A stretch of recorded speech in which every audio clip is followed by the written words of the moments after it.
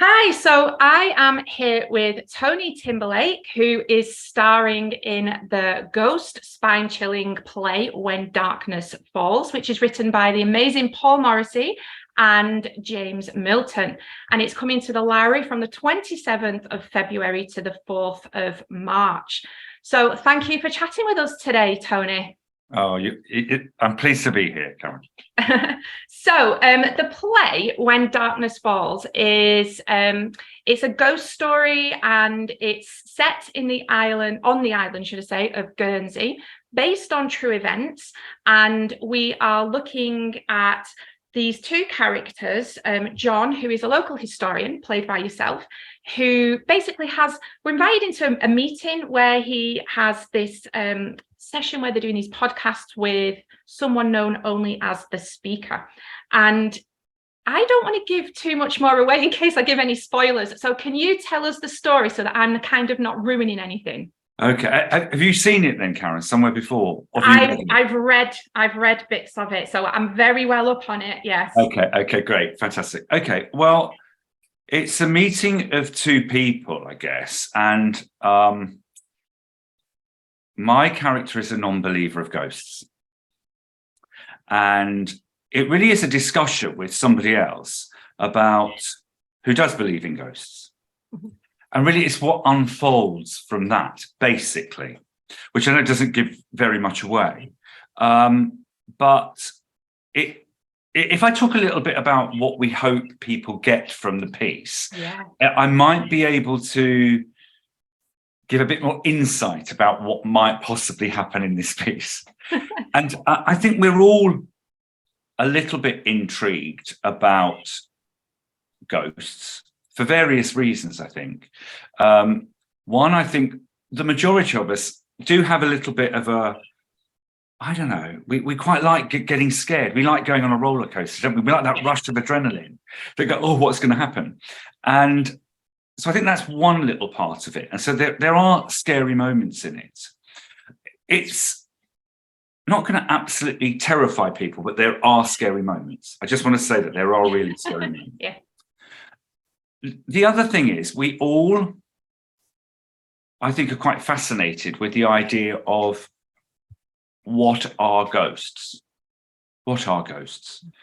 And I think there's something about us wanting, in a way, to believe in ghosts, because, of course, when you experience loss in your life, you hope that you might meet somebody again sometime. Yeah. And, of course, it's, written into our culture as well. And we're brought up with talking about other places that people go to when they leave us here on Earth, and that we might meet them again. And I think that does perhaps help us believing in life after death. So there's a want for us to believe in what a ghost is.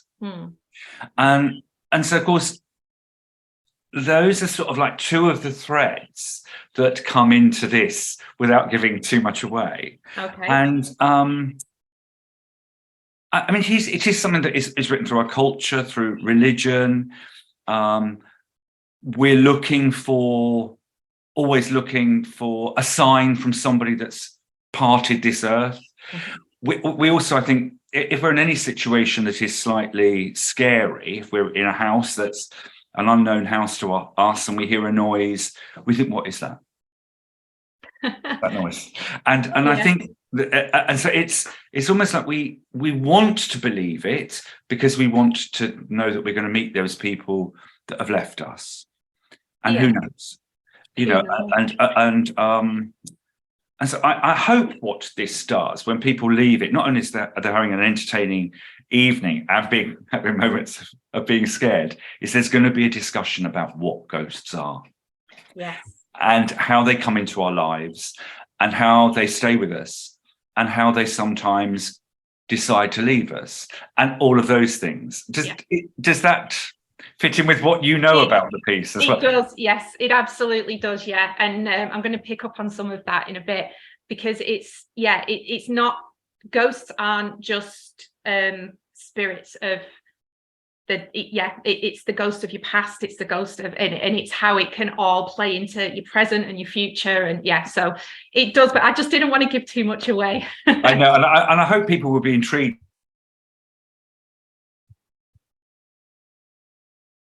intrigued by just some of the things that we just said, because of course, we know there are spirits around as well that are always with us. And of course, that thing of looking for signs, sometimes you have moments in your life that are life-defining moments, and you might look for a sign and you might get it. Yes, you might. And it might help you make a decision. And it's what our beliefs are. I think that is what I think is so wonderful about this piece, is that there's quite a lot of discussion about it. Lots of things happen, and it challenges our own beliefs and our characters' beliefs in what happens in the piece. Yes. Does that sound?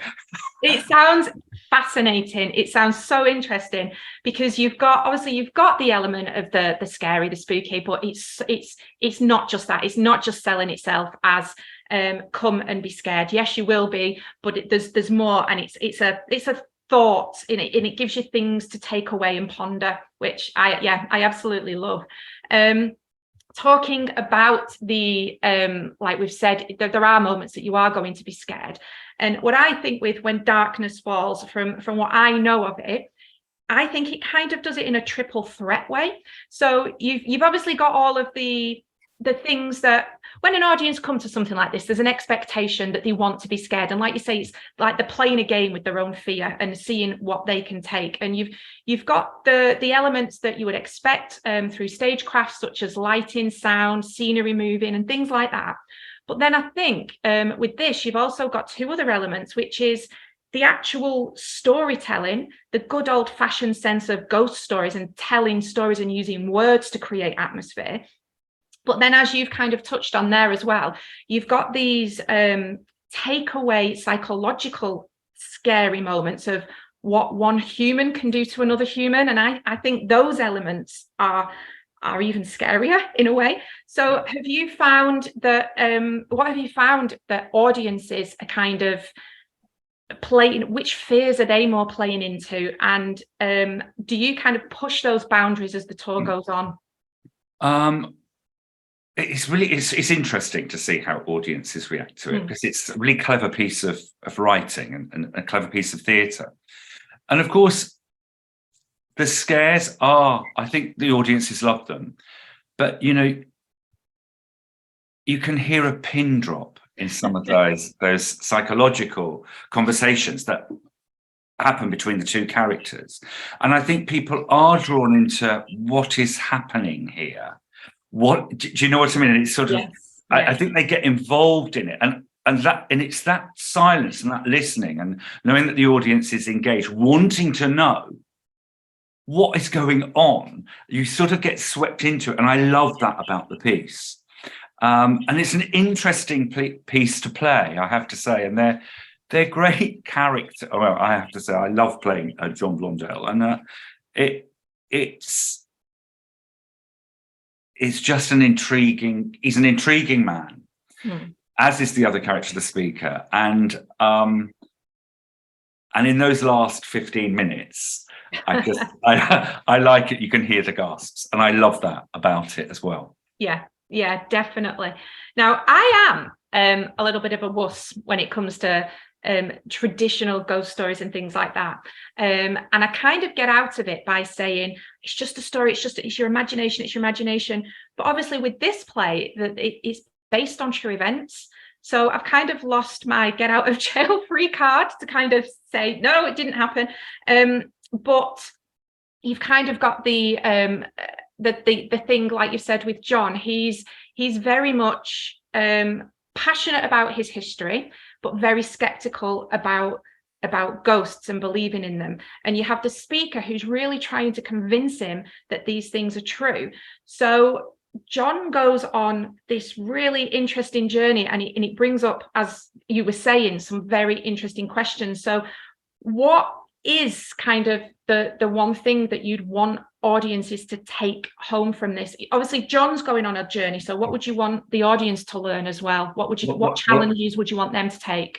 Well, I think the audience go on the journey with John, and I think John's a little bit like an audience member, because he, in a way, he wants to. He says, yeah, I quite like ghost stories. You know, I like to be scared. Of course I do. Yeah. And so I think there's part of him that wants to go on this journey, which also wraps up nicely with a sort of psychological journey that he sort of wants to go on as well. So I think the audience live it through how John reacts to things that are presented to him. Mm-hmm.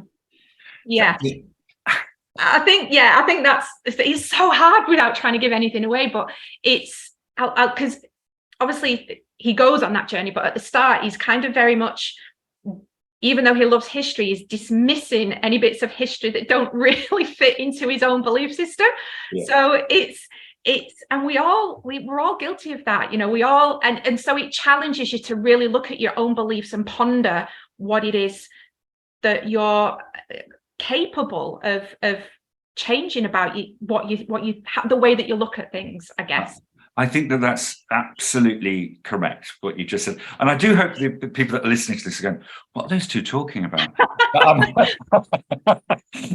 But I do think it does challenge your own belief systems. And of course, we have different, our truths of this conversation would be different. Yes.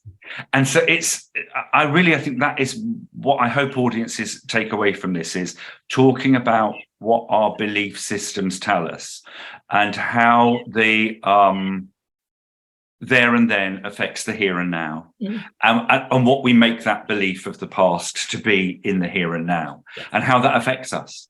And then when somebody comes along and goes, well, hold on, is that really what the truth is, or it's just the truth that you've made up? And so there's all of those things all wrapped up with this world of spirits as well. Yeah, so it is intriguing. So I think it's very thought-provoking, and I love that about it. Yeah, I love that, and I hope there's a conversation in the car on the way home about our beliefs and about what a ghost is, and about talking about if we believe in ghosts, and what ghosts do we believe in, and how do we banish some of those ghosts from our lives. Yeah, I think it's something that you could watch 2, 3, 4 times, and every time get a different takeaway from it, because it's so layered. There's so much. I think you're so right, because I have to say, when I auditioned for this role, you read a play and then you look at the scenes that you're going to read when you're going for an audition. And I read the play and I thought, I've got to read this play. And then I thought, I've got to read it again. So I read it 3 times before I went into the audition, because it's clever. Yes. And that's sort of what I love about it. And I think that's what I'm loving performing it, because we're finding so much in it as we're doing it. And it's interesting to see how audiences react to it. Yeah, I bet that's different wherever you go, really. And yeah. So obviously you mentioned before about the way that our imaginations kind of feed into our own fears and our own perceptions of what a ghost might be, and we kind of allow ourselves what we want. So like with the sound of a door or the creaking of a window or something. So during the rehearsal process and on tour, have yourself and Thomas found any kind of little spooky, jerky moments where you've kind of freaked yourselves out, where there's been like, what was that? We did in the rehearsal room, I have to say, because we kept hearing noises. We kept, what is that? And but it'd just be nothing. But I think that's just what happens, when you're in that environment and you're creating that world. You get sensitive to every little noise that you hear. I suspect the audience might get a little like that as well as they're watching it. Yeah. And what's it like doing a two-hander? Because obviously there's just yourself and Thomas Dennis doing this play. So obviously you've been in things like The Mousetrap, and you've done the Les Mis 25th concert show, and big casts, whereas with a two-hander, does it feel like there's more pressure, or is it kind of the opposite? Because you're working so closely with someone, you really get to develop a working relationship and knowing what the other one's going to do without them saying anything. Which way does it play out, or is it both? Yeah, well, it is a bit of both. Of course, it's great in a two-hander, especially if you're working with someone you get on with, and I get on really well with Thomas, and And so that's great. It's two people, and we bounce the ball, we throw the ball to each other, and it's really fantastic. And I love that about old-fashioned storytelling, of not all the bells and whistles of a great big musical machine, and which I loved doing those as well. Don't get me wrong, I absolutely adored being part of them. And but it is very, very different, and of course there are tiny little subtle changes every performance. Not every performance is exactly the same. It lives in a different way every performance. I hope it does. I hope it isn't the same thing every night. And I love that about it. So you mentioned it earlier, it's old-fashioned storytelling, and I think that's what I like about this sort of work. Of course, it's a lot of pressure when you are rehearsing it, because you're trying to get the lines under your belt as quickly as you can and all of that, but I quite enjoy it. I have to say, I'm enjoying it. Oh, brilliant. Well, I cannot wait to come in and watch this at the Lowry. It's full of twists and turns and, like you say, thought-provoking things. It allows you to play a game with your own imagination, check what your own fears are, challenge your belief systems, and it will have you jumping out of your seat at the same time. So there's some of the reasons that I cannot wait to come and watch this. Is there anything left that you want to say as to why people should come and watch? Well, I just think ghosts seem very, I don't know, sexy at the moment in a funny sort of way. I think suddenly people are beginning to go, I actually quite like a thrilling evening at the theatre, and suddenly ghost stories are becoming more and more popular. And I think there's something in all of us that is intrigued about ghosts. And I hope audiences enjoy it as much in Manchester as much as our audiences last week in Richmond did. And I think come to the theatre, come and support live theatre. Yes, absolutely. So come along to watch When Darkness Falls from the 27th of February to the 4th of March at the Lowry. It is a brilliant play. I cannot wait, as I've said, and it's starring Tony Timberlake and Thomas Dennis. So come along, but do not come alone. Thank you so much for talking to us today. You're welcome. Thank you.